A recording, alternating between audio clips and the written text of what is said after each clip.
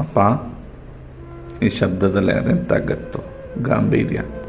ತಾನು ಎಲ್ಲ ಕಡೆ ಇರೋಕ್ಕೆ ಸಾಧ್ಯವಿಲ್ಲ ಅಂತ ಗೊತ್ತಾಗಿ ತಾಯಿನ ಸೃಷ್ಟಿ ಮಾಡಿದ ದೇವರು ಏಕಕಾಲದಲ್ಲಿ ತನ್ನಿಂದ ಎಲ್ಲರನ್ನೂ ಸಲಹಲು ಸಾಧ್ಯವಿಲ್ಲ ಎಂದು ತಿಳಿದು ಅಪ್ಪನನ್ನು ಸೃಷ್ಟಿಸಿದ. ಅಪ್ಪ ಅನ್ನೋ ಪದಕ್ಕೆ 1000 ಆನೆಗಳ ಬಲ, ದರ್ಪ, ಕೋಪ, ಅತಿ ಎನಿಸುವ ಶಿಸ್ತು, ಅನುಮಾನ ಇವೆಲ್ಲದರ ಸಮ್ಮಿಲನವೇ ಅಪ್ಪ. ಅಪ್ಪನ ಬಗ್ಗೆ ಅದೆಂಥದೋ ಅಮೂರ್ತ ಭಯ. ಅಪ್ಪ ಅಂದ ತಕ್ಷಣವೇ ನೆನಪಾಗುವ ಮೊದಲ ಪದವೇ ತ್ಯಾಗಮಯಿ.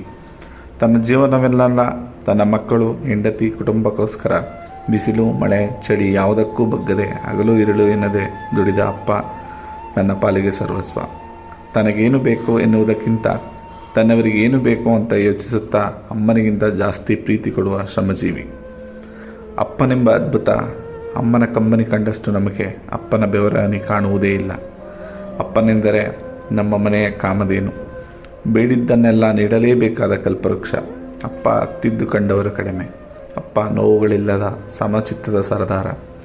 ಹಬ್ಬ ಸಂತಸಗಳಲ್ಲಿ ರೇಷ್ಮೆ ಸೀರೆ, ಹೊಸ ಬಟ್ಟೆ ತೊಡಿಸಿ ಸಂಭ್ರಮಿಸುವ ಅಪ್ಪನುಡುಗೆ ಗಮನಿಸಿದವರ್ಯಾರು? ಅಮ್ಮನ ಮಡಿಲಿನಿಂದ ಕೈ ಹಿಡಿದು ನಮ್ಮನ್ನೆಲ್ಲ ಹೆಗಲೇರಿಸಿ ಲೋಕ ತೋರಿಸಿದ ಮಾರ್ಗದರ್ಶಕ.